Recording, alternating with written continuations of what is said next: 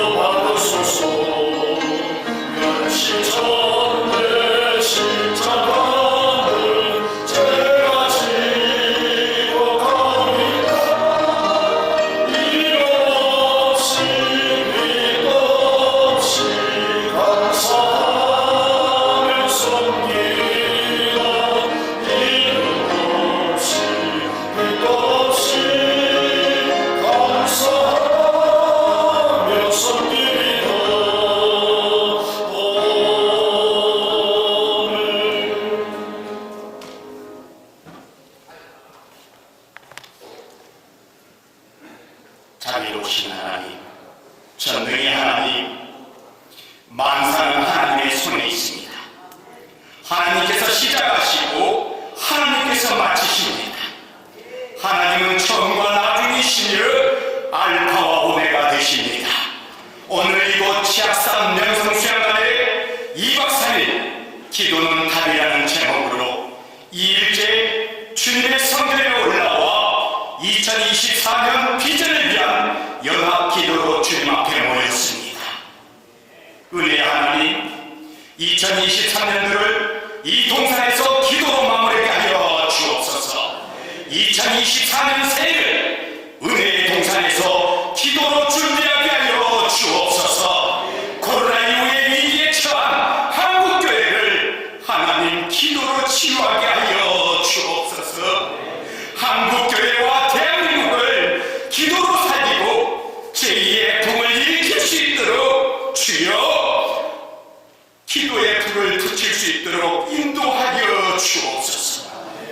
에스겔 골짜기에 마른된 이 뼈가 살아나고 힘줄이 생기며 살 위에 가죽이 생기며 생기를 퍼주신 하나님, 히스기야의 간절한 회개의 기도를 들으신 하나님께서 하나님의 사자를 통해 아수르 군대를 치심으로 이스라엘을 멸망해서 구원하셨고, 합심하여 기도할 때 철벽 같은 일곱성이 무너졌습니다.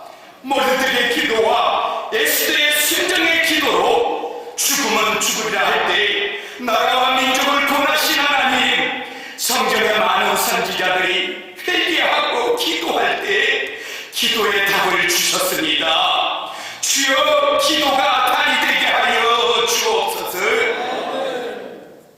귀한 시간을 허락하신 하나님, 이번 강의는 목회 및 선교 현장의 질문으로 네 분을 모셔서 듣습니다. 첫 번째 개척 목회 보배로운 교회를 심무하시는 누철대 박사님의 개척하여 부흥까지 목회 현장의 응답을 듣습니다. 그리고 개척교회 위기와 성경 분출의 모든 것을 듣습니다. 듣는 중에 성령님 함께 하시어 섬기는 지교회들마다 부흥의 불길이 타오르게 하여 주옵소서. 두 번째 전하시는 군선교 군목단장이신 김택조 목사님에게 군선교 현장의 목소리를 듣습니다. 우리의 비전은 미래입니다. 미래의 주인공은 우리 청소년들. 하나님께서 김택조 목사님을 큰 일꾼으로 삼으셨습니다. 목사님이 현장에서 큰 부흥의 역사를 미래의 희망의 꿈을 전하는 목회자가 되게 하여 주옵소서. 세 번째, 세계 선교의 이주민 전하시는 자유로운 교회를 섬기시는 박혜원 목사님의 강의를 듣습니다. 사도행전 1장 8절 말씀 이루어지게 하시고 이 나라가 제사장 나라가 되어 선교사를 제일이 많이 파송하는 나라가 되게 하여 주옵소서. 네 번째, 탈북민 목회를 전하시는 인천두레교회 북한연합에 섬기시는 김종원 목사님의 강의를 듣습니다. 하나님 이 성회가 결정적으로 한국교회 부흥과 남북 통일의 결정적인 사건이 되게 하여 주옵소서. 사랑의 하나님, 네 분의 목사님 전하시는 간증과 설교와 찬양, 나눔과 단순한 응시기에 그치지 않고 우리 마음속 깊이 파고들어 영적 변화를 가져주기를 기도합니다. 주님의 말씀이 우리에게 생명을 주고 주님의 사랑이 우리를 변화시키는 능력을 가지고 있음을 다시 한번 깨닫게 하시며 우리의 심장이 성령으로 뜨거워져 마가의 다락방의 역사가 오늘 이곳에 일어나 메시아를 전하지 않고는 견딜 수 없는 열정적인 첫사랑을 회복하여 주옵소서. 기도는 하늘의 문을 열고 닫는 능력입니다. 열쇠입니다. 기도의 응답을 받는 귀한 시간 되게 하여 주옵소서. 겟세마네 동산에서 눈물로 기도하신 예수 그리스도 이름으로 기도드립니다. 아멘. 감사합니다. 목회 현장과 선교의 현장에서 수십 년 동안 경험한 전언을 듣는 시간인데 강사를 소개를 하려고 하니까 우리 기도 중에 신앙들이 다 하셨습니다. 그래서 한 분 한 분 나올 때마다 소개하는 시간 전략을 해야 되는 의미에서 네 분 한꺼번에 나오셔서 먼저 제가 이름만 소개하고 15분 안에 전언을 끝내도록 그렇게 했습니다. 그래서 네 분 15분씩 나오셔서 생생한 선교와 목회 현장의 전언을 해주시겠습니다. 목사님 앞으로 나오십시오. 제가 차례로 소개하겠습니다. 먼저 보배로운 교회를 개척하고 20년 시험하신 이우철교 목사님 인사하겠습니다. 교단의 군목단장으로 수고하시는 대령 김택조 목사님, 이주민 선교를 하고 계시는 동두천 자유로운 교회 박혜원 목사님입니다. 한국인 목회에 대해서 북한 기독교 총회가 회장으로 수고하시는 김종욱 목사님이십니다. 차례로 나오셔서 15분 동안 생생한 전하실 때 큰 은혜 받으시기를 바랍니다.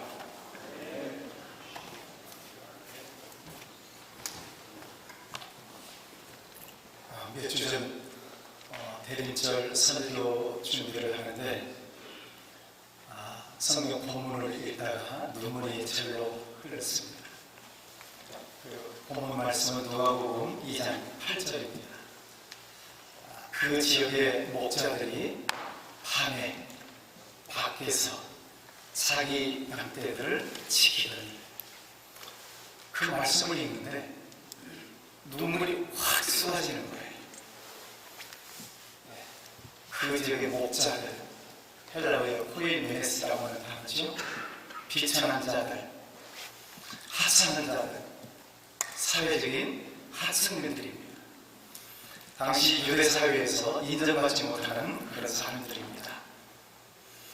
그런데 그 목자들이 밤에 밖에서 자기 양떼들을 지키다니,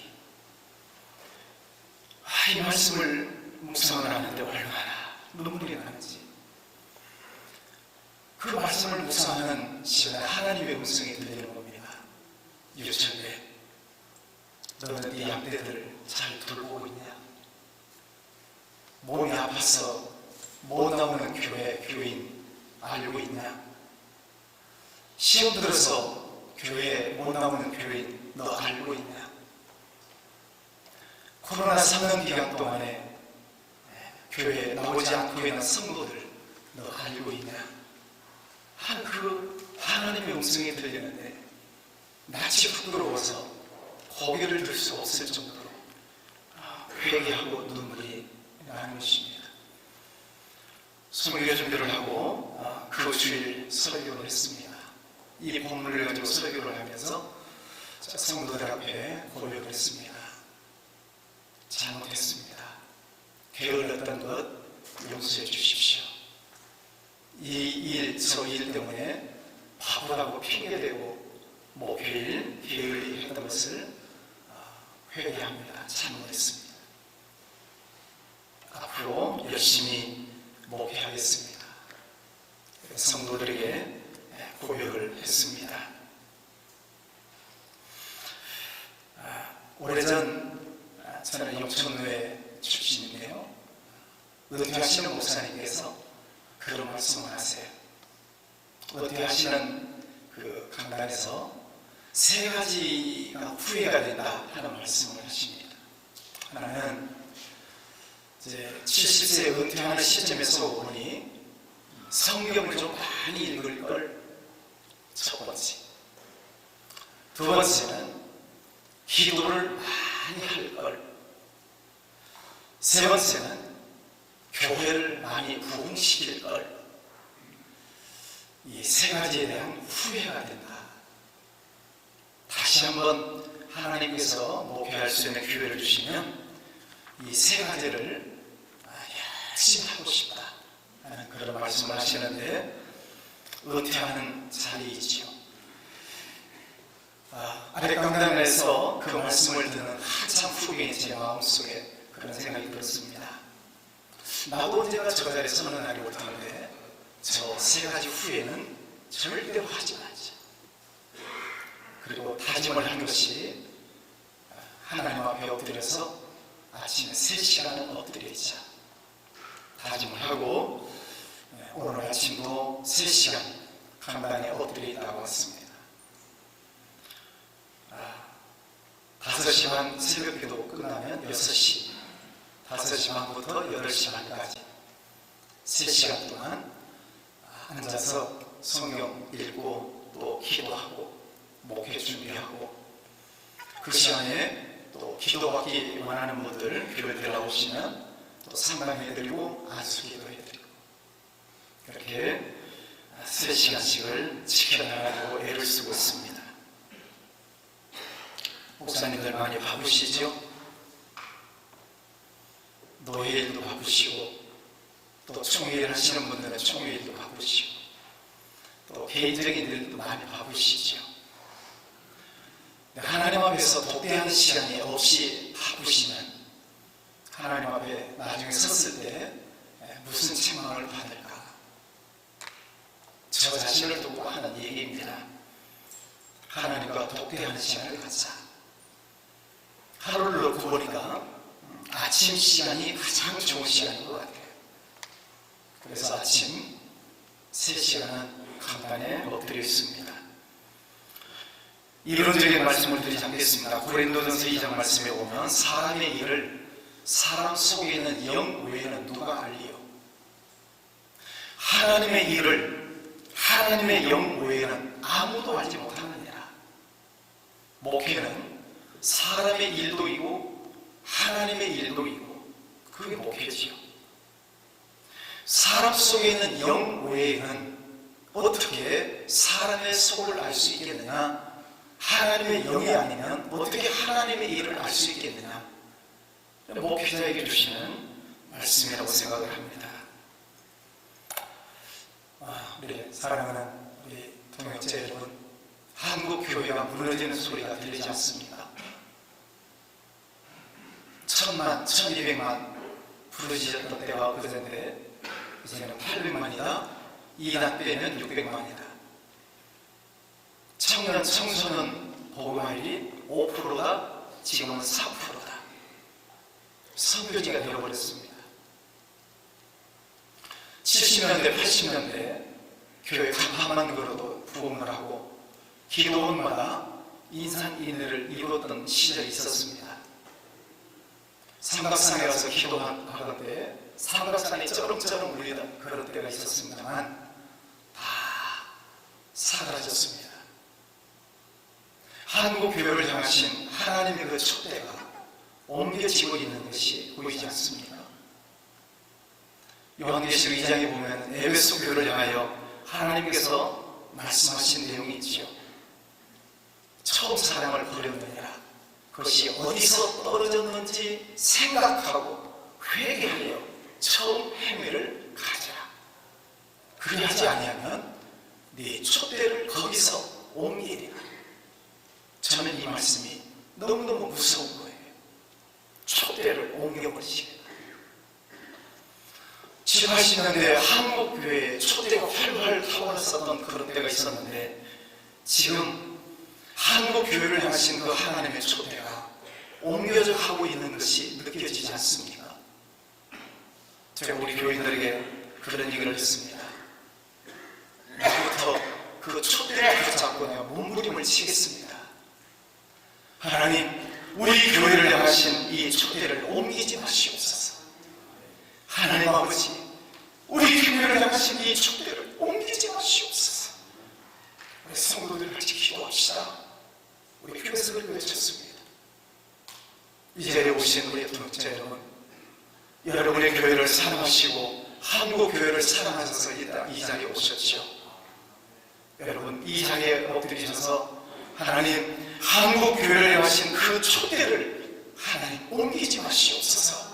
우리가 부르짖어 기도해야 되지 않겠습니까? 네.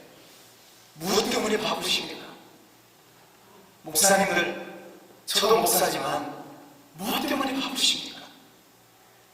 그 일이 정말 하나님께서 기뻐하시는 일이고 하나님께서 여러분이 맡겨주신 그 양떼들을 위해서 바쁜 일이라면 얼마나 감사하겠습니까만 혹이라도 인간적인 일 때문에 하나님께서 원하시지 않는 일 때문에 바쁘다면 우리 다시 한번 재고해야 되지 않겠습니까?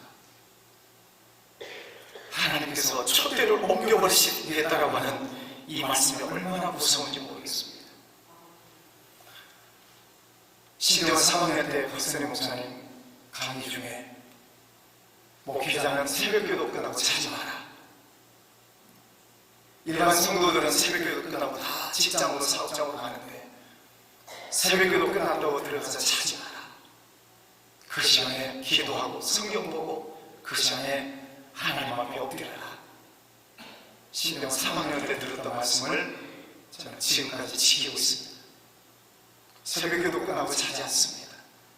너무 피곤할 때는 자기나 하겠습니다만 어쨌든 하나님 앞에 엎드려서 기도하지 않고서는 내 영이 살 수가 없습니다. 기도하지 않고서는 하나님의 일을 할 수 없습니다. 하나님 앞에 엎드려서 몸부림을 치는 것입니다. 제 출신 성분이 비천하기 때문에 아무것도 내놓고 자랑할 만한 것이 아무것도 없기 때문에 하나님의 은혜가 아니면 할 수 없습니다. 때로는 손을 들고 몸부림을 치면서 기도합니다. 하나님, 나를 불쌍히 여겨주십시오. 하나님께서 지혜 주지 아니하시면, 능력 주지 아니하시면 할 수 없습니다. 지금도 하나님 앞에 엎드려 기도합니다. 개척교회에 관한 말씀을 하시라고 주제를 받았는데요. 사실 그 전에 기도에 관한 말씀을 전해달라고 말씀을 드렸다가 와서 보니까 개척교회 1998년 1월달에 개척했습니다. 저희 가족 4명이 40평에 모여서 가족 4명이 돗자리 깔고 참여를 드렸습니다. 그리고 이제 25년이 지났습니다. 하나님 앞에 엎드려 기도할 수밖에 없었습니다. 왜요? 가진 것 없죠, 배운 것 없죠, 내놓을 만한 것 아무것도 없죠. 하나님 앞에 엎드려서 기도할 수밖에 없었습니다. 부르짖어 기도하고 하나님께서 뭔가 생각나게 하시면 그거 붙잡고 몸부림을 치면서 목회를 해오기를 25년이 지났습니다. 수원 영통에 있는 고배로운 교회입니다. 나중에 검색해 보시면 아실 것이기 때문에 제가 일일이 말씀을 드리지 않겠습니다. 오직 하나님의 은혜입니다. 하나님 앞에서 엎드려 기도할 때 하나님께서 지혜를 주시고 하나님 앞에 엎드려서 기도할 때 치유의 은사를 주시고 예언 은사를 주시고 그래서 목양을 해나가면서 성도들을 치유하고 말씀으로 위로를 하고 예언적인 말씀을 선포할 때 성도들이 영이 살아나는 것을 경험하게 됩니다. 예수님께서 많은 기적을 일으키시고 그리고 복음을 전하셨잖아요. 기적을 일으키시고 복음을 전하셨어요. 여러분 교회에 많은 기적이 일어나기를 주의 이름으로 축원합니다. 기적이 일어나야 교회가 부흥하더라고요. 25년 역사를 되돌아보면 하나님께서 우리에게 많은 기적을 베풀어 주셨습니다. 정말 손으로 헤아릴 수 없는 엄청나게 많은 기적을 베풀어 주셔서 오늘날까지 인도해 주셨는데 그것은 하나님 앞에 엎드려 기도할 때 하나님께서 저를 불쌍히 여기셔서 제가 하는 것이 아니라 저는 다만 엎드려 기도할 뿐이고 역사는 하나님께서 이루어주시는 것을 경험해 오고 있습니다. 오늘 이 귀한 자리에 모이신 우리 목사님들 또 우리 같은 교육자 여러분 남은 시간이 많지 않잖아요. 저도 이 말씀을 준비를 하면서 그런 생각이 했습니다. 은퇴하면 교회 가고 싶어도 마음대로 못 가잖아요. 은퇴하고 나면 내가 그렇게 사랑했던 성도들 마음대로 못 만나잖아요. 이제 후임이 세워질 텐데 은퇴하면 교회를 떠날 텐데 마음대로 갈 수가 없잖아요. 주어진 기간 동안 내 교회를 더 사랑하자. 주어진 기간 동안에 내 성도들을 더 사랑하자. 하나님께서 주어진 기간이 정해져 있잖아요. 그 기간 동안 최선을 다하지 아니하면 은퇴하면서 또 후회할걸요? 성경 많이 볼걸? 기도 많이 할걸? 교회 부흥시킬걸? 그렇게 해서 후회한들 무슨 소용이 있겠습니까? 그래서 그때 그 목사님 후회하는 말씀을 들으면서 한 달에 한 번씩 성경을 읽자 그 다짐하고 오늘 아침 호세아까지 읽고 왔습니다. 한 달에 한 번씩 읽어 나갑니다. 바쁩니다. 정신없습니다. 한 달에 한 번씩 읽으려면. 그래도 나 자신과의 약속을 지키기 위해서 한 달에 한 번씩 성경을 읽어가면서 하루에 3시간씩 엎드려 주님 앞에 엎드려 기도하면서 몸부림을 치는 것입니다. 왜요? 남은 기간이 많지 않으니까. 하나님께서 주시는 기간 동안에 최선을 다해서 불꽃을 사르고 이제 총에서 그만두라면 그만둬야죠. 여기 오신 우리 모든 교육자 여러분들을 주의 이름으로 축복합니다. 마음껏 부르짖으시고 또 섬기시는 교회를 많이 사랑하십시오. 간단하게 엎드려서 하나님 앞에 엎드려 독대하는 시간을 많이 가지십시오. 하나님께서 불쌍히 여겨달라고 엎드려 기도하십시오. 하나님께서 불쌍히 여겨주시리라 믿습니다. 여러분 교회에 한국 교회에 세우신 이 촛대가 옮겨지지 않도록 몸부림을 치면서 붙잡고 기도하실 수 있기를 바랍니다. 이 시간을 통해서 남은 시간 동안 하나님께서 큰 은혜 주시고 여러분 삶 속에 하나님의 큰 역사가 일어나기를 주의 이름으로 축원합니다. 15분 땡깁니다. 감사합니다.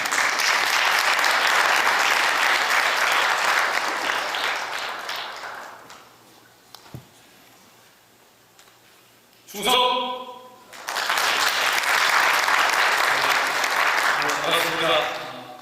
총회 군종목사단장 특수대 사령부에서 근무하고 있습니다. 김택조라고 합니다. 저는 맡은 강의 제목이 MZ세대에 관련된 내용입니다. 오늘 군선교를 하고 있습니다만 MZ세대라고 하는 이 세대에 익숙하신지는 잘 모르겠습니다. 연배들을 뵈니까 아마 이 젊은 청년들, 실제로 이제 자녀들도 20, 30대보다는 좀 더 되시지 수도 있겠고, 다들 젊으시니까 30대 있으시겠죠. 제가 이제 50인데, 제가 그 24살, 22살이거든요. 지금 군에 들어와 있는 청년들이 딱 그 나이 되더라고요. 그래서 요즘에는 이제 설교하면 듣겠나 싶은 생각이 들 정도로 좀 그렇습니다만 오늘 아침에 아침마다 수요일 날 MCF라고 합니다. 밀리티 크리스천 펠로십이라고 이 군대에 있는 남성교회라고 수 있죠. 성경 공부를 하는데 그 그 우리 군대에 보면 복지회관이라고 있어요. 그게 담당하시는 분 양수 집사님 계시는데 요즘 어떠냐고 물어보면 복지회관은 상근이라고 낮에는 와서 일하고 밤에는 퇴근하는 옛날에 그 방위라고 하는 보직 중에 하나입니다. 밥을 같이 먹자고 저녁부터 일하니까 점심에 이제 오라고 해서 밥을 같이 먹자고 하면 밥을 딱 타가지고 다 흩어져서 먹는다는 거예요. 군인이. 그래서 여기만 그런가 생각해서 부대에 들어가 보면 아침이나 저녁이나 특히나 휴일 이럴 때 여러분 생각하시면 옛날에 군생활하실 때 다 군대단을 모여가지고 아무도 못해도 생활관대로 딱 모여가지고 쫙 사람들 딱 먹고 그죠? 그렇게 했었는데 요즘은 핸드폰 들고 이렇게 혼자서 먹고 끝납니다. 애들이 분위기가 있는 건지 없는 건지 나라는 얘들 지킨다고 하는데 정말 지킬 수 있는 건지 고민이 많이 됩니다. 그런 의미에서 오늘 이 MZ세대 젊은 청년들 얘기를 하는 건데 다음 넘겨 주시죠. MZ세대는 80년대부터 2000년대까지 요즘 한 20, 30대 생각하시면 됩니다. 이때 청년들 MZ, 밀레니얼 세대하고 G세대 이렇게 얘기를 하는데 우리 큰아들이 그러더라고요. 아버지, MZ세대는 자기를 MZ세대라고 부르는 거 싫어합니다. 라고 그러더라고요. 그래서 너도 MZ세대지? 이렇게 얘기했다면 이제 안 된다는 거죠. 그래서 이런 거 앞에 보이시죠?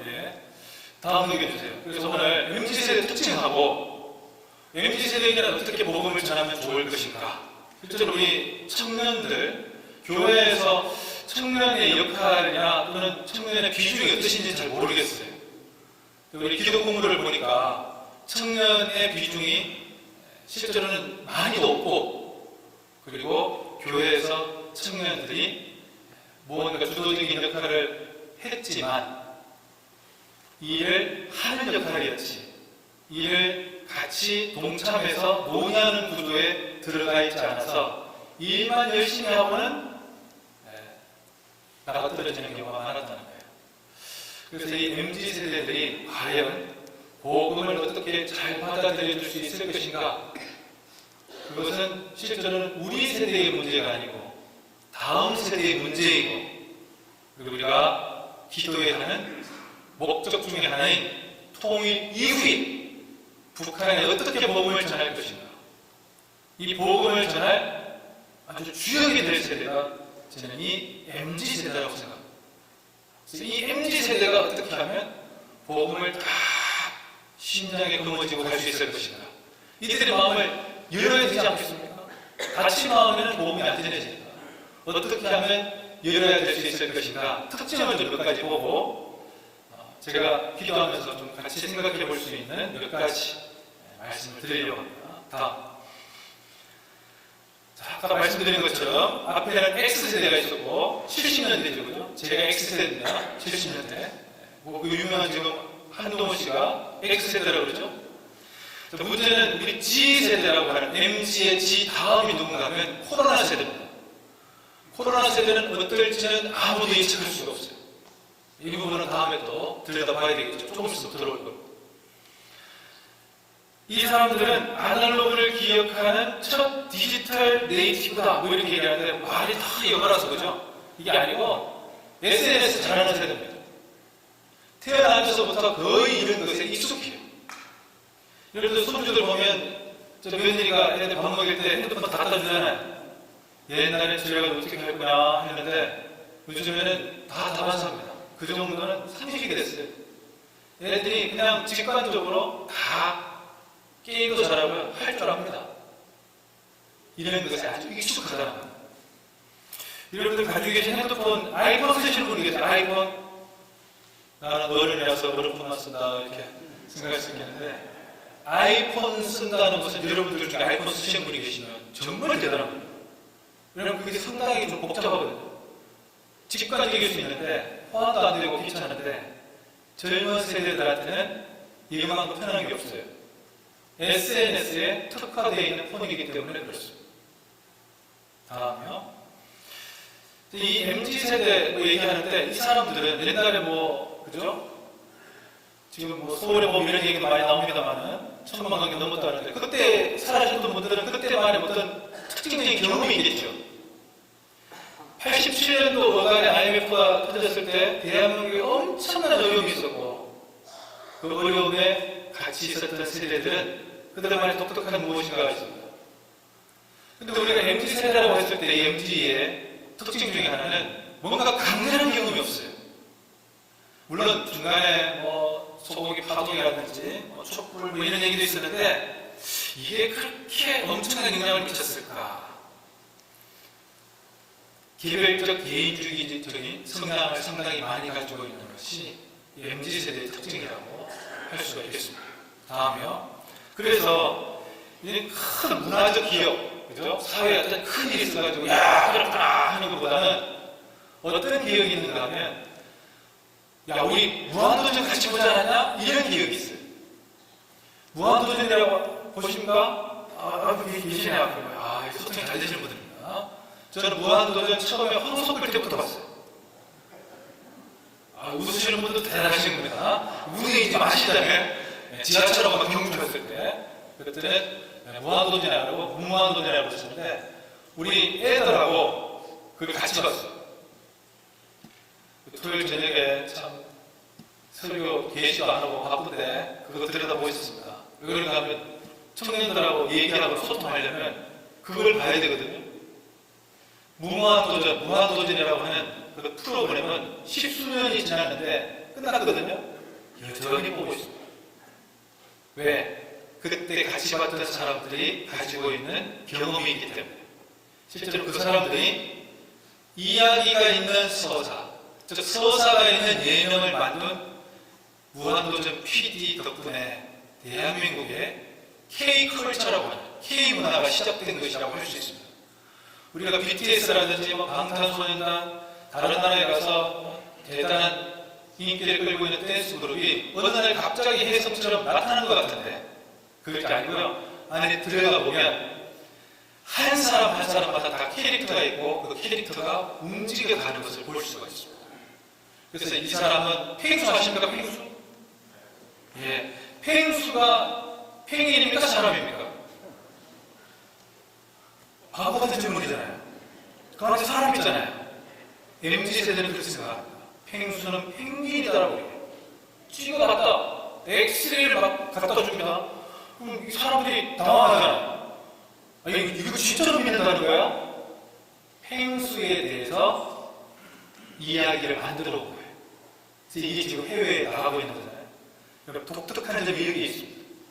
이 사람들은, MZ세대는 문화에 대한 이야기로 캐릭터를 만들어가고 그것을 계속 재생산해 나가는 것을 기뻐합니다. 독특한 거죠. 다음이요. 그래서 이 사람들이 바로 K컬처라는 것의 생산자이자 소비자라는 겁니다. 그래서 여러분 잘 보시면 국뽕이라는 말 들어보셨어요? 국뽕? 예. 국뽕은 뭔가 하면 대한민국이라는 것하고 마약을 뽕이라고 그러잖아요. 그게 합쳐진 겁니다. 대한민국에 대한 자부심이에요. 옛날 어른들이나 이런 분들 국뽕 뭐 이렇게 얘기하는데 그거하고 다르고 대한민국 이게 아니고 한반도의 조용한 나라, 고요한 아침 나라가 이렇게 큰 일을 해내는군요. 요즘 이런 표현 안 씁니다. 역시 대한민국 K컬처 세계 문화를 승부하는 이런 표현 많이 쓰죠. 그럼 이거 MZ세대 때부터 시작된 얘기입니다. 우리 K-방역이라고 얘기하는데 코로나 때 세계 방역 허물어지는 것을 보고 우리 자부심을 느꼈어요. 독특한 나라에 대한 또 자부심이 있다는 거예요. 이게 혹시나 좀 다른 차원. 다음요. 자, 그런데 이 사람들은 올바른 가치의 중요성에 대해서는 인정하는 경향이 있지만 뭔가 좀 계속되는 반복과 한계 때문에 약간 영세적이에요. 그래서 세상을 바꿔야 되겠다는 생각을 해보겠다는 생각은 별로 없어요. 내가 이 세상을 좀 바꾸고 싶다. 변화시키고 싶다. 좋은 것으로 만들고 싶다. 이 생각을 생각보다 안 해요. 그래서 깊게 영세주의적이고 대단히 개인적인 성향이 들어가 있습니다. 물론 그 배경에는 교육 과정 문제도 있고 또 정서적으로 문화적으로 개인적인 성향이 짙어지는 경향도 있지만 아무튼 MZ세대는 안타깝게도 너무 힘든 시기에 태어나서 너무 힘든 경제 속에서 살아가고 교육 과정도 너무나 다변화되어서 살아남기 위해서 각자 고생했어야만 했던 세대입니다. 그래서 이 세대는 대단히 불행한 세대이고 어떻게 대단히 안타까운 세대입니다. 그래서 20, 30대를 바라볼 때 쟤들 제정신인가 생각하는 것이 아니고 그렇게까지밖에 할 수 없어서 그런 모습으로 드러나 있는 것에 대해서 우리가 안타까움을 가져야 된다. 다음요. 자, 이 사람들은 찐을 중요시합니다. 아주 진짜죠. 문화 중에서 찐을 중요시한다는 것은 다른 사람들이 경험하고 체험한 것을 그 사람이 믿을 만한 사람이다라고 생각하면 완전히 다 받아들여요. 그래서 인플루언서의 영향이 엄청납니다. 혹시 넷플릭스의 마스크걸이라고 보셨습니까? 마스크걸이 바로 그런 얘기입니다. 기회가 되시면 한번 보시면 좋을 것 같은데 이 사람들은 별점 테러, 배민 별점 테러 해가지고 사장한테 막 뺏어먹고 이렇게 한 얘기 듣잖아요. 다른 게 아니고 사회에 검증이 되어 있다라고 자기가 생각하기에 검증이 되어 있다고 생각하는 인플루언서의 이야기에 과도하게 집중하는 경향도 있다. 다음에요. 쇼츠, 릴스, 알고리즘 이거 엄청나게 많이 보는 세대입니다. 여러분 유튜브 보시잖아요. 유튜브에서 쇼츠 얼마나 보십니까? 지금 통계가 나온 거 보면 쇼츠 보는 사람이 87%예요. 쇼츠는 1분짜리거든요. 1분짜리 동영상에 엄청나게 많이 봅니다. 신기한 게요. 밤에 그거 보면 밤샐 수 있습니다. 위험합니다. 물론 어르신들 아실 수 있겠지만 젊은 사람들은 쇼츠에 열광합니다. 그래서 유튜브가 쇼츠에 지금 광고를 주고 있죠. 짧은 거 취향 저격 좋아한다는 겁니다. 다음에요. 덕질이라고 하면 덕질. 뭐 하나에 꽂혀 있는 거예요. 우리나라 국방TV 거의 안 보시는 것 같은데 국방TV의 한 코너는 엄청나게 많은 인기가 있습니다. 그게 뭔가 하면 토크멘터리라고 전쟁사를 이렇게 토크 형식으로 하는 건데 누적 조회수가 6천만 조예요. 즉 그것에 꽂혀있는 젊은이들이 있다는 겁니다. 저는 이런 얘기를 들을 때마다 이게 성경 덕후는 없을까? 그렇지 않습니까? 성경에 대해서 왜 덕질을 하지 않을까? 한번 생각을 해보게 됩니다. 다음에요. 소셜미디어, 아까 말씀드렸던 것처럼 인플루언서의 영향을 받는다. 다음에요. 그래서 이 사람들은 한꺼번에 얘들은 다 이런 성향일 거야 라고 생각하는데 그런 성향이 아니에요. 전혀 다른 성향이고 다른 모습으로 보여지고 그래서 모순적이면서도 이해하기 쉽지 않다는 인상을 주는데 중요한 것은 그대로 받아들여요. 남자인데 여자아이도 좋아하는 그리고 또 다른 모습이 보여지고 있는 것을 받아들일 수 있어야 된다는 것이죠. 다음에요. 자, 꼰대 문화에 저항하는 세대. 뒤에서는 토론하는데 앞에서는 뭐라 바로 얘기하지 않아요. 단체 행동을 보이지 않습니다. 그래서 겉으로 순응하는 것처럼 보이지만 뭔가 잠재적인 불만이 들어가 있는 이게 때로는 폭발적인 모습으로 나타날 수도 있을 것이라고 하는데 그건 잘 모르겠어요 지금. 자, MZ세대와 선교 좀 이렇게 보도록 하겠습니다. 다음에요. 자, 무엇보다도 다음 얘기 주세요. 모바일, 스마트폰, SNS, 신기술 이런 거 되게 빠르기 때문에 전할 때 모바일, 스마트폰, SNS를 다룰 수 있어야 됩니다. 그들의 취향에 맞는 선교 컨텐츠를 만들 수 있어야 됩니다. 즉, 책 읽으라고 하면 안 했습니다. 책 진짜 안 읽거든요. 책 읽는 게 아니고 다 유튜브 검색하는 거기에서 다 나오니까 완전히 다른 세대다. 두 번째요. 이 선교 세대들 그런데 MZ세대는 개인 취향에 부합하기만 하면 즉 취향 저격이 되면 가까이 하려고 해요. 그래서 한번 물어볼 수 있는 거죠. 교회는 취향 저격인가? 젊은이들에게 교회가 이런 모습이 있었어? 라고 가까이 다가갈 수 있는 모습인가? 다음은 문화의 생산자이다 소비자인데 다른 말씀이 아니고 복음이 문화의 옷을 입을 수 있어야 된다는 거예요. 우리 앞에 있는 왼쪽에 보시는 드럼, 즉 우리 교회에 들어오는데 오랜 시간이 걸렸습니다. 근데 교회마다 드럼 없는 데가 없어요. 근데 지금 칠 사람이 없죠. 네.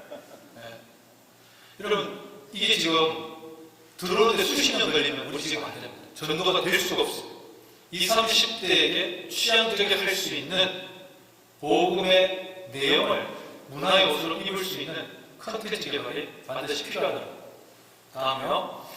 그래서 이 사람들이 그렇다고 막 기독교를 무조건 폄훼하는 그렇지 않습니다. 복음을 효과적으로만 전달될 수 있고 그들 속에 들어갈 수 있다면 기독교에 대해서 충분히 전할 수 있습니다. 단 다른 문화를, 다른 종교를 깎아 세워서 치세우는 식은 통하지 않습니다. 그러나 그 다음 문의 장에, 이야기의 장에 같이 들어가고자 하는 노력은 대단히 필요한 겁니다. 자, 그래서 기독 청년들이 교회에 있는 아름답고 좋은 문화들을 퍼나를 수 있는 선교의 줄기를 만들어야 된다. 다음에요. 근데 문제는 여기에 있습니다. 기독교를 생각하면 기독교라고 그러죠. 교회가 이 사회에 솔직히 죄송하지만 교회의 지도자들이, 어른들이 보여지고 있는 때로는 여러 가지의 모습들, 그것을 보고 청년들이 눈을 돌리는 경우가 많이 있어요. 윤리적인 문제, 도덕적인 문제 마찬가지입니다. 모범이 되지 못하니 저기는 다 저럴 것이라고 매도해버리는 거예요. 이것을 어떻게 극복할 것인가? 이 부분 우리에게 큰 도전이 아닐 수가 없습니다. 그래서 이들에게 전할 때는 탈권위적인 방식으로 반드시 전해야 된다. 스스럼 없이 나갈 필요가 있다는 거예요. 야, 내가 말이야, 살아보니까 나한테 톡 가면 그때부터 끝나는 거죠. 다음이요. 자, 그래서 이 청년들에게는 복음에 기반한 인플루언스가 필요하다. 이런 한번 생각해 보세요. 이 30대에게 가장 효과적으로 복음을 전할 수 있는 연예인이 누가 있을까? 그 중에 기독교인이 누가 있을까? 손흥민이요? 그 기독교 신자였네. 김영표, 이영표 여러분들 그죠? 이분 나이 많잖아요. 젊은 사람들에게 호감을 가질 수 있는 사람. 연예인이 아니어도 됩니다. 유튜브에서 뜨게 만들어도 돼요. 근데 그것은 싸우게 있어요. 어쨌든 그런 사람들이 필요하다. 즉 목회자가 복음을 전하는 건 중요합니다. 그러나 20, 30대에게 복음을 전하려면 젊은 사람들에게 복음을 심어줘가지고 그 사람, 그 인플루언서가 복음을 전하면 훨씬 효과적일 수 있다라고 말씀드리는 겁니다. 다음에 자, 찐을 중요시합니다. 공동체, 진실한 공동체를 가질 수 있으면 좋겠다. 다음에요. MZ세대를 가지고 있는 그 다양성을 우리가 포섭했으면 좋겠다. 라는 것입니다. 자, 정리해 보겠습니다. MZ세대의 언어 방식에 다음 문제 주세요. 네, 다음요. 시간이 많이 썼네요. 핵심은 이겁니다. MZ에게 매력적인 공동체가 교회에서 발견되어야 됩니다. 그리고 그들에게 복음을 전할 수 있는 인플루언스를 발굴해야 됩니다. 그리고 그렇게 되기 위해서 우리가 기도하고 또 소통해야 될 줄로 믿습니다. 24년 동안 군성교회하면서 요즘처럼 군성교회 힘들 때가 없습니다. 왜 그렇습니까? 핸드폰 다 가지고 있죠? 내년에 병력에 120만 원 받습니다. 교회에 햄버거 준다고 안 옵니다. 큰일 났습니다. 그래서 오히려 감사합니다. 이제는 복음의 본질로 승부할 때입니다. 그리고 오히려 더 오면 더 따뜻하게 맞아줘야 되겠다. 더 사랑으로 뻗어야 되겠다. 그래서 단 한 명이라도 예수 그리스도의 사랑 가운데서 녹여내야 되겠다. 그래서 그가 대한민국을 바꿀 인플루언서가 되고 통일 이후의 세대에 북한 주인 무너져내린 그 신념들을 완전하게 예수 그리스도의 십자가의 복음으로 인도할 그 세대들 지금 키워내고 있습니다. 여러분 같이 기도하시면서 같이 청구했으면 좋겠습니다. 열심히 하겠습니다. 감사합니다.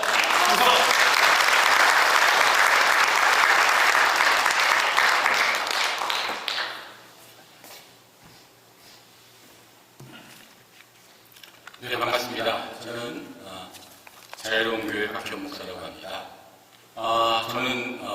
경기도 동두천시에서 아프리카 난민 사역을 하고 있습니다. 경기도 동두천은 지리적인 여건에 따라서 좀 특이한 그 모습들을 보이고 있는데요. 아프리카 사람들이 1,600명에서 한 1,800명 정도가 집단으로 그렇게 살아가는 그런 특성을 가지고 있습니다. 그곳에서 제가 외국인들과 함께 사역하며 느꼈던 여러 가지 이야기들을 오늘 함께 나누고자 합니다. 여러분 참 교회가 어렵다라는 이야기를 많이 하십니다. 교회가 어려운 이유가 첫 번째, 교회 수가 줄어서 어렵습니다. 그렇죠? 그 장로님도 계시지만 교회 수 주니까 뭐가 줄죠? 헌금이 줍니다. 예. 교회에 이렇게 교회 수와 헌금이 주는 그런 이유, 교회에 어두운 그림자가 드리워지고 있는데 그 이유가 무엇인지 먼저 한번 보고자 합니다. 다음 넘겨주세요. 넘겨주세요.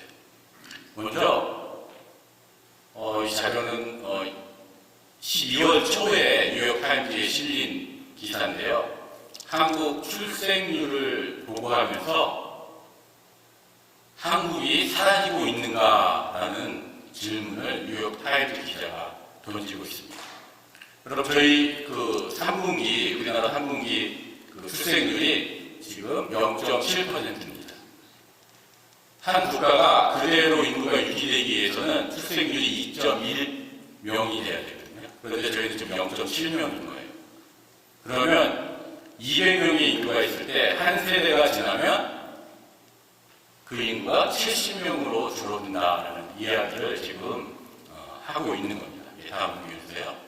그런데 이렇게 급속하게 인구가 줄어드는데 더 큰 문제는 어린 학령기에 처해 있는 초등학생 학령기에 있는 아이들의 인구수가 더 급속하게 줄어든다는 겁니다. 그래서 표를 보시면 2019년부터 2027년까지의 예상 그래프인데 보면은 거의 절반 이상의 학생들이 줄어들 것으로 그렇게 예상을 하고 있습니다. 네, 넘겨주시고요. 더군다나 이렇게 인구가 줄어들어서 어려운 국면에 우리가 처해 있는데 더 안 좋은 또 한 가지 어두운 그림자가 있습니다. 그건 바로 교회에 대한 사회적 인식이 너무 좋지 않다는 것입니다. 이 자료는 23년도 기윤실에서 조사한 자료를 발표한 건데요. 한국 교회를 신뢰한다라고 물어봤을 때 21%만이 한국 교회를 신뢰한다라고 그렇게 답을 하고 있습니다. 이게 50점 만점이 아닙니다. 100점 만점에 21점을 저희 한국교회가 그렇게 맡고 있다는 그 현실들을 보여주고 있는 겁니다. 또 다른 질문들을 했는데 한국교회가 우리 사회에 기여할 것인가 라고 물어보았더니 24%만이 그렇다라고 답을 했고요. 나머지 76%가 한국 교회는 이 사회에 전혀 기여하지 않을 것 같다라는 답을 주었다는 겁니다. 네, 다음 넘겨주시고요. 그리고 올해는 조금 오르긴 했지만 3대 종교 중에서 기독교를 신뢰하는 기율도 그닥 높지 않은 현실을 저희가 맞이하고 있습니다. 네, 넘겨주시고요. 결국 이 문제는 교회의 교인수 감소로 바로 직결되고 있다는 사실입니다. 한국 교회는 2014년도까지 적정수를 유지하다가 2015년부터 감소 추세에 있습니다. 그 감소가 얼마나 많이 되냐면 2015년도부터 2021년도까지 감소 평균을 따져보면 7만 5천 명 정도가 매년 감소되는 것으로 통계가 나와 있습니다. 여러분들 지금 사역하시는 교회의 교인 수가 얼마나 될지 모르겠지만 7만 5천 명이면 7천 명 되는 교회가 10개. 그렇죠? 700명 되는 교회는 100개.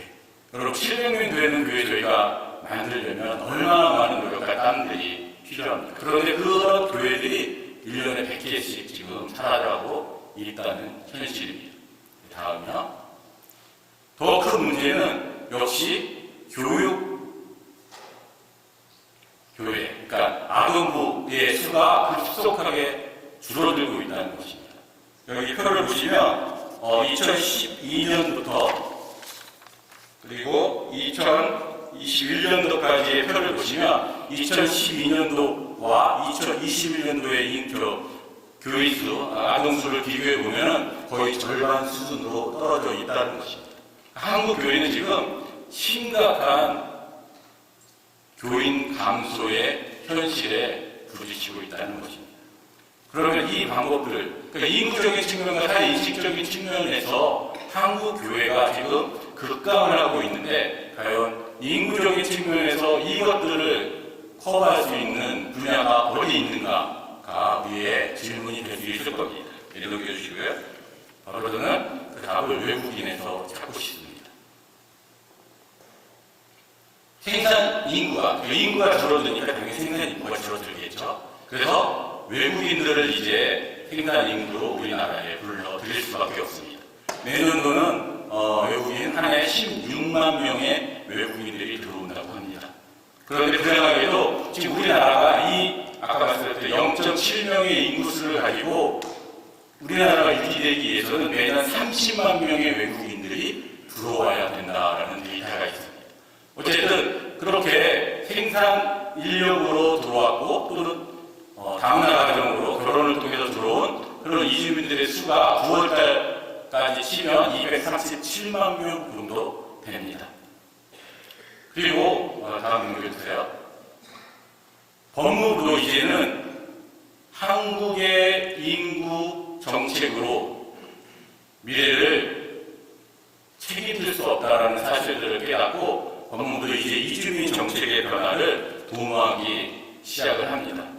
그래서 기존의 한국 이주민의 좀 특수한 상황들은 대략 70%가 단순 노무직을 우리 한국으로 불러서 일하게 하는 그런 시스템들을 가지고 있었는데 이제는 그것들을 좀 바꾸려고 합니다. 그래서 최첨단 분야 그리고 고학력 외국인들에게는 비자나 영주권을 쉽게 줄 수 있는 제도를 마련하려고 하고요.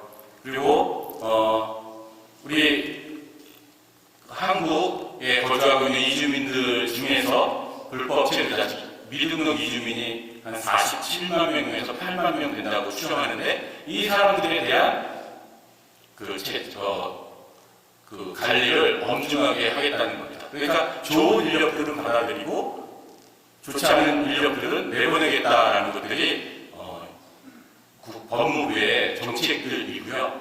그리고 또 하나 주목할 만한 것들은 단기 비자를 갖고 온 사람들은 한국에 거주할 수 있는 기간이 4년 10개월입니다. 그래서 고용주의 승인을 받으면 나갔다가 다시 들어와서 4년 10개월, 10년 정도, 10년이 못 되는 기간을 한국에 체류할 수 있습니다. 그렇게 4년 10개월로 제한하는 것은 5년이 넘으면 영주권을 신청할 수 있는 자격이 주어지기 때문에 이렇게 4년 10개월 두 번에 걸쳐서 이 노동력을 우리가 계속 유지해 왔던 겁니다. 그런데 이 정책을 좀 변환해서 장기로 한국에서 일을 할 수 있는 정책들을 법무부가 추진하고 있습니다. 4년 동안 한국에 거주하고 그리고 법무부가 요구하는 점수 이사각을 획득한 사람들은 내가 한국에서 2년씩 더 거주하며 일을 할 수 있겠다라는 그런 자격을 취득할 수 있는 그 전환적인 제도들을 지금 법무부가 실시하고 있습니다.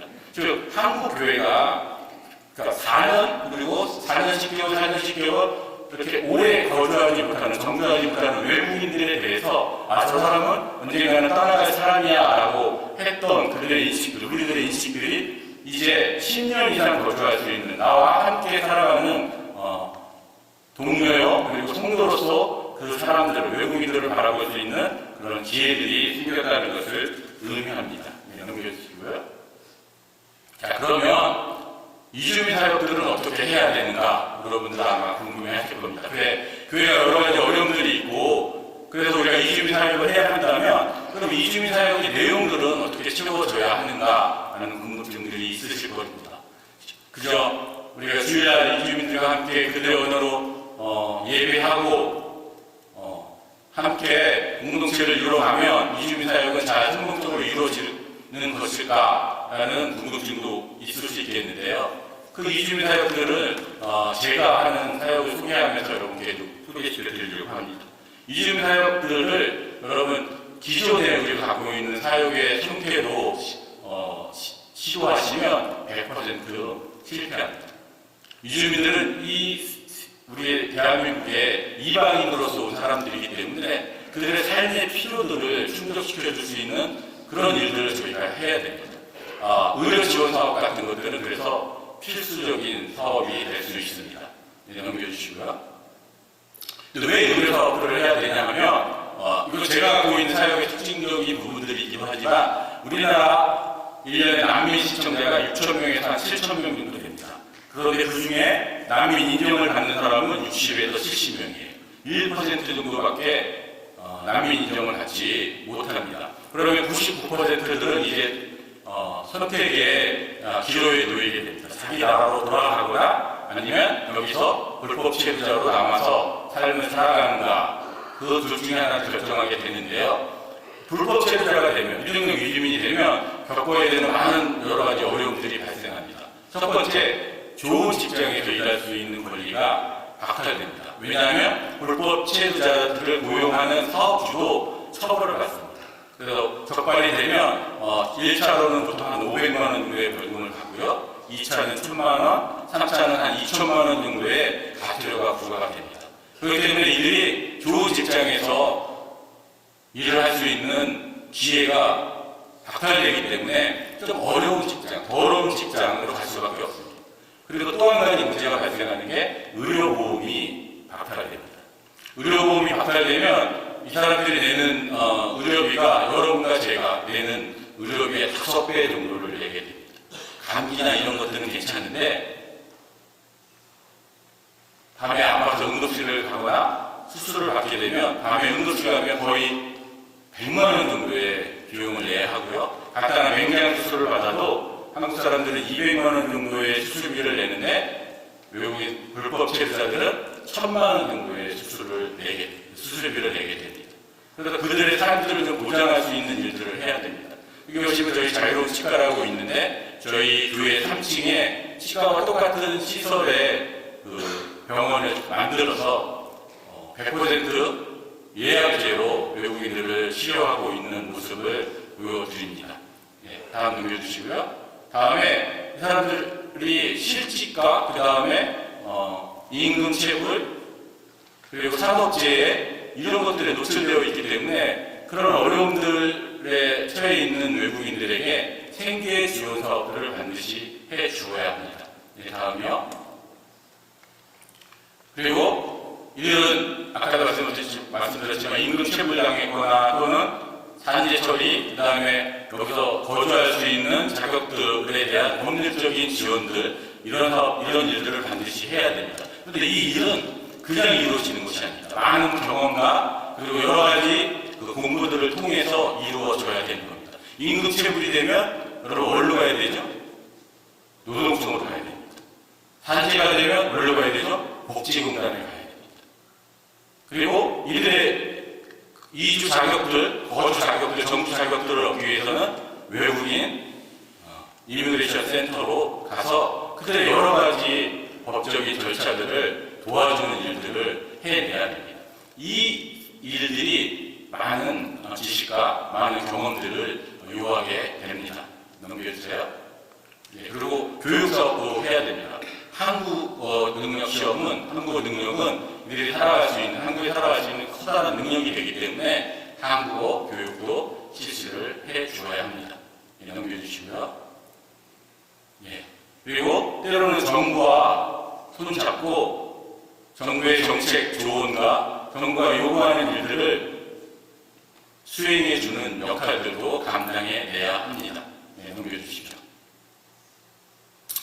자, 그러면 우리가 지금 우리의 이런 현재의 모습을 가지고 이 이주민 사역들을 온전하게 지속적으로 수행해낼 수 있을까라는 것들에 대한 의문점을 가지게 되는데요.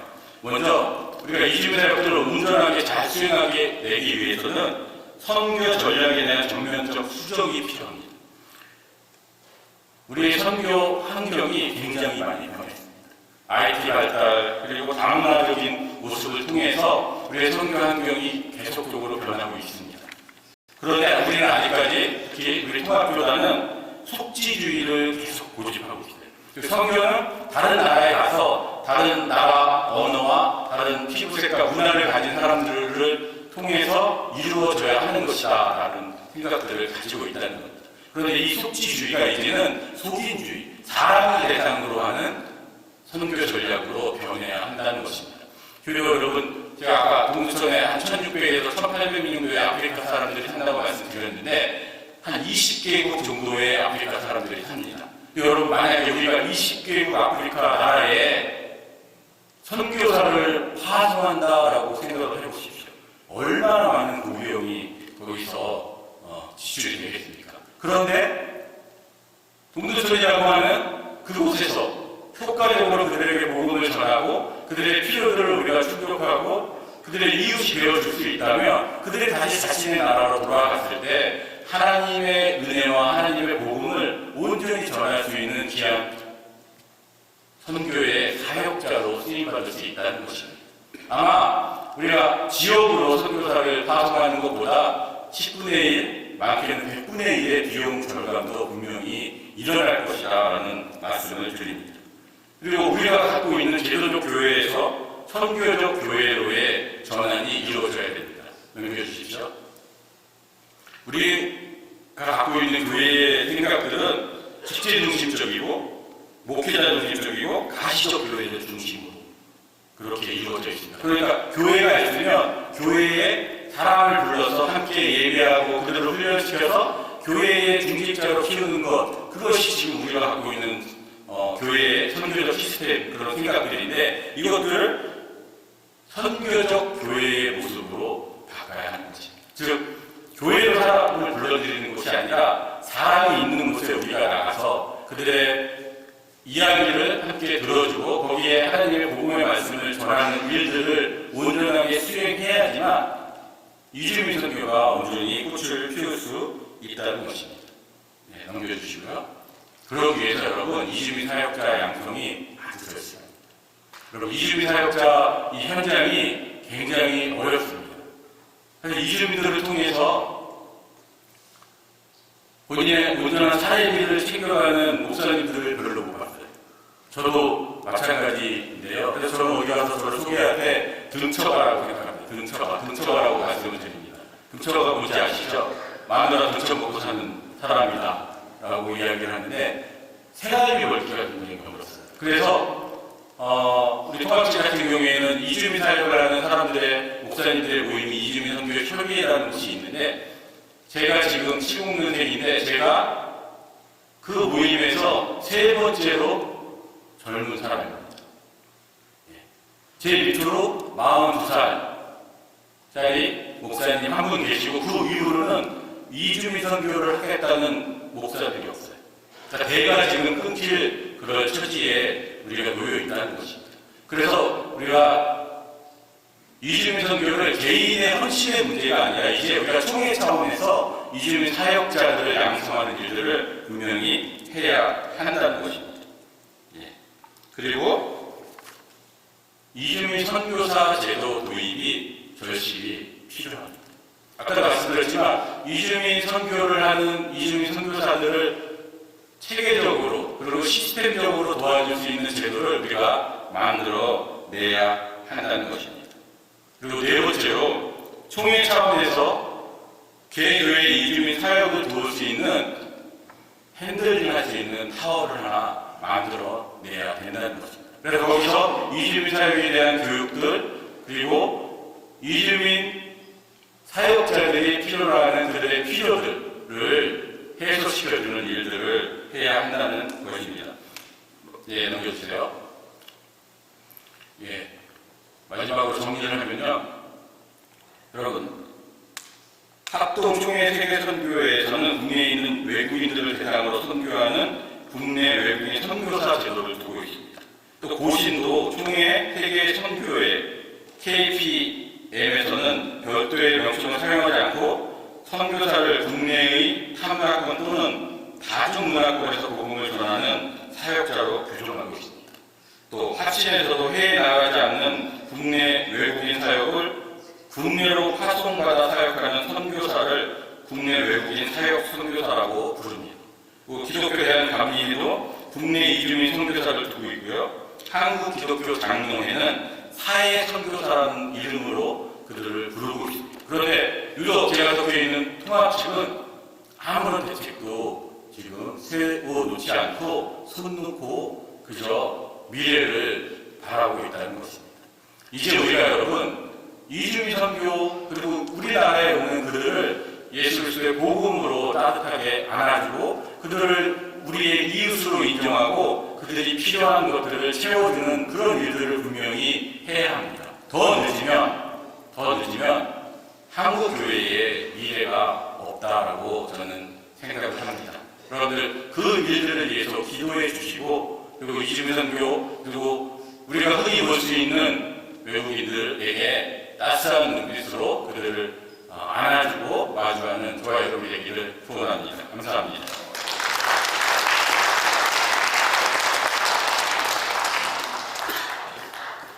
제 시간 2분 남았습니다.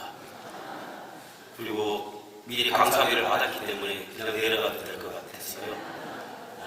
짧게 하고 마치도록 하겠습니다.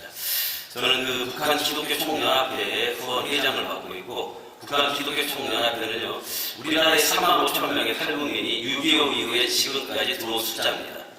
그런데 뭐 북한에 가신 분도 계시고 돌아가신 분도 계시고 하면 현재 한국에 3만 2천 명 정도가 우리나라 남한에 살고 계시고 그 가운데 저같이 목회자 되신 분들이 전사님들 포함해서 한 150명 정도 됩니다. 그리고 한국 교회 안에 탈북민 목회하시는 교회가 72개가 있습니다. 그중에 85%는 탈북민을 목회하는 교회고요. 나머지 15%는 한국 목사님이 탈북민을 대상으로 목회하고 있습니다. 그래서 한 150명이 한 10년 전에 우리 돌아가신 고 주선혜 교수님 중심으로 해서 북한 기독교 총연합회를 발족을 했습니다. 제가 그때부터 함께하면서 이분들을 후원하고 함께 도와주고 정말 감사한 것은 지금 한국교회 안에 신학교가 굉장히 미달이고 정원이 채워지지 않는데 우리 탈북민 신학생들 해마다 점점 늘어나고 있습니다. 장신대 출신들 가운데 제가 한 50%는 제가 추천서를 다 써준 것 같습니다. 그래서 많은 학생들이 지금 다시 신학을 하는 굉장히 고무적인 그런 상황 가운데 있습니다. 우리나라에 4만 5천 명의 탈북민이 한국에 들어와 있지만 기독교인은 6%밖에 안 됩니다. 처음에 한국에 들어올 때는 한 30% 이상 됩니다. 왜냐하면 탈북민이 처음에 누구를 만났느냐에 따라서 그게 사람들이 달라지고 주로 이런 사역을 하는 것이 이제 선교사나 NGO나 저 같은 목사가 하기 때문에 저희를 만나면 먼저 예수 그리스도의 복음을 받아들이게 되고 그래서 많은 사람들이 예수를 믿다가 한국에 와서 1년 정도 지나면 거의 교회를 나가지 않습니다. 여러 가지 이유가 있는데 제가 시간이 너무 짧기 때문에 최소한 1시간 이상은 들어야 되고요. 지난달에 우리 장신대에서 통일선교대학원에 가서 제가 1시간 동안 강의를 했었는데요. 따로 나중에 저한테 물어보시면 제가 말씀을 드리고 다른 분들은 전부 다 PPT도 하는데 저는 이게 어디서 들을 수 없는 뭐 이런 자료가 있는 것이 아니라 실제적인 이제 현장의 사역들 그들을 제가 말씀을 짧게 드리기 때문에요. 혹시 이 부분에 대해 필요하시면 저한테 연락을 주시면 제가 다시 말씀을 드릴 수 있습니다. 지금 6%밖에 안 되는 그런 상황 가운데 가장 큰 문제가 한국 교회가 탈북민을 다 버려놓고 있습니다. 교회를 가면 그들이 오는 대로 돈을 줬습니다. 그래서 주일날마다 교회를 투어하는 탈북민들이 굉장히 많이 있습니다. 지금도 한국 교회가 그들을 돈을 줍니다. 물론 좋은 의도가 있겠죠. 그렇게 해서라도 교회에 오면 예수를 믿게 하겠다. 그래서 오히려 그것이 제가 볼 때는 탈북민을 오히려 버리게 되는 그런 일들이 아니겠는가 그런 생각을 합니다. 그래서 한국의 여러 가지 다양한 일들 때문에 탈북민들이 점점 교회를 멀리하는 그런 상황 가운데 있습니다. 그래서 3만 4천 명, 3만 5천 명의 탈북민 시대이기 때문에 전국적으로 거의 80% 이상은 서울에다 몰려 있습니다. 그리고 광주, 울산, 대구, 그 다음에 포항, 전주, 평택 이렇게 지방에 하나씩밖에 없기 때문에 혹시 목사님들 가운데 지금은 탈북민들이 전국에 다 흩어져 있습니다. 물론 가장 많은 것이 서울에 6천 명이고요. 제가 살고 있는 인천은 2,500명이 와 있습니다. 그리고 경기도가 6,500명, 그리고 지금은 제주도에 한 200명 정도 있기 때문에 목사님들 가운데 혹시 탈북 목회에 대한 관심이 있으시면 저한테 말씀을 해주시면 제가 그 부분을 좀 더 도와드릴 수 있는 그런 일을 할 수 있을 것 같습니다. 사실은 기독교의 6%밖에 안 되기 때문에 그들이 선교지입니다. 그래서 한국교회가 좀 더 탈북민에 대한 관심을 가지고 그들을 잘 케어하고 돌보면 굉장히 좋겠다 그런 생각이 듭니다. 저는 개인적으로 제가 놀라는 얘기를 하면 좀 졸릴 시간이니까 놀라는 표정을 지셔야 되고요. 여러분이 안 놀라고 제가 놀랍니다. 저는 우리나라 탈북민들 가운데 제 손으로 80명 정도를 데리고 왔습니다. 이쪽 분야가 놀라시는 거 보니까 이쪽은 한 80명이 한 달에 탈북민이 한국에 들어올 때에 약 300만 원 정도 들어갑니다. 그렇게 38, 24, 2억 4천만 원. 데리고 와서 그들에게 돈을 받는 것이 아니라 제가 다 돈을 준비해서 그들을 데리고 오는 80명의 탈북민을 데리고 와서 지금도 그들과 함께 1년에 한 번씩 모임을 갖고 제가 그들을 꾸준하게 돌보고 그렇게 하고 있습니다. 그런데 코로나 상황 가운데 우리나라에 1년에 가장 많이 들어올 때는 3.8명까지 들어왔습니다. 이거는 통일부 자료에 들어가시면 쫙 나와 있거든요. 평균 2,500명 정도 들어오다가 코로나 때에 1년에 100명도 안 들어왔습니다. 그리고 지금 4년째 되는 올해 조금씩 들어오는데 현재 국정원에 40명 들어와 있고요. 하나원에 지금 한 30명 있거든요. 그러면 국정원에서 간첩이 아닌 거 판정이 되면 하나원의 안성에 가서 3개월 동안 정착훈련을 받습니다. 그리고 정착훈련을 마치면 우리가 똑같은 대한민국 국민이 되고 그날치가 주민등록증이 나오는 이런 시스템입니다. 한 명의 탈북민이 대한민국에 들어올 때에 95%는 전부 다 몽골이나 러시아나 동남아를 통해 들어와야 됩니다. 지금은 몽골부터가 다 막혔고 러시아부터도 안 되고 지금은 동남아로 통해 들어오는데 제가 말을 좀 빨리 하겠습니다. 중국에서부터 우리나라까지 들어오는데 10,000km입니다. 정말 힘들게 어렵게 그들이 대한민국에 들어옵니다. 그래서 여기 계신 우리 장로님 한 분도 제가 작년에 모시고 치앙라이에 있는 이민국에 제가 모시고 가서 이민국장 앞에서 그들이 다 브리핑도 하고 이런 일을 했는데요. 제가 이민국에 자유롭게 들어갈 수 있는 목사는 우리나라에서 저밖에 없습니다. 그만큼 제가 이민국 에어컨도 놔주고 18가지 물품이 필요한데 김치, 고추장, 감기약 제가 휘마다 넣어주고 있고 1년에 제가 30번씩 이민국에 가서 그들을 돌봐주고 있습니다. 지금 지난주에 이민국에 저에게 사진이 하나 들어왔는데 6명의 탈북민이 지금 치앙라이 이민국에 들어와 있습니다. 이것이 이제 현재 우리나라에 와 있는 탈북민들의 상황입니다. 많은 경우에 교회가 탈북민들을 데리고 간증도 시키고 있는데 그 한 사람의 얘기 은혜가 될 수 있죠. 나는 이렇게 탈북을 했고 한국에서 이렇게 살고 있다. 그러나 그거보다 전체적으로 앞으로 이 탈북민의 상황과 한국 교회가 이들을 어떻게 돌봐야 될지 이런 것들에 대해서 우리 목사님들이 교회에서 관심을 가져주시면 참 좋겠다. 저는 지난주에 우리 총회장님하고 간담회를 하면서 제가 말씀드린 것이 우리나라에 72개 탈북민 교회가 있는데 다 비자리입니다. 한 개가 두개 빼놓고 다 비자리입니다. 그리고 우리나라에 지금 6만 개의 교회가 있는데 이 탈북민을 비자리 교회를 내버려 두는 것은 한국 교회가 죄가 아닌가. 그래서 제가 CTS 방송, 굿TV, 기독공보 여러 제가 칼럼도 쓰면서 1,000명 이상 되는 교회가 탈북민 교회 하나씩만 붙잡고 자매계단을 맺어서 그들이 잘 정상적으로 생활할 수 있도록 도우면 탈북민의 72개 이대로 비자격으로 두지 않을 것 같습니다. 여러 가지 할 말은 많지만 여러분 지금 졸릴 시간이고 피곤하시고 맛보기만 살짝 해드려야만 궁금하실 것 같고 궁금하면 다시 부를 것 같고 이대로 금방 마치겠습니다. 감사합니다. 감사합니다. 다양한 특수 선교 현장의 저분들을 들었습니다. 네 분의 목사님 연락처는 진행부와 가지고 있기 때문에 관심이 계신 분들은 또 연락하셔서 선교가 현장 선교가 이어질 수 있도록 해주시면 좋겠습니다. 같이 이제 합심기도 하고 마치겠는데 마친 후에 자유시간 가시다가 저녁 식사하시고 저녁 7시 집회에 모두 다 참석해 주시면 되겠습니다. 교회 단체는 보수들 마을의 다락방에서 기도에 있을 때 성령의 충만함으로 시작된 것은 우리가 다 알고 있습니다. 우리가 주제를 한번 크게 외치고 통성으로 기도하고 마치겠습니다. 기도가 답이다. 같이 통성으로 주여 성찬하고 기도하겠습니다. 주여 주여 성령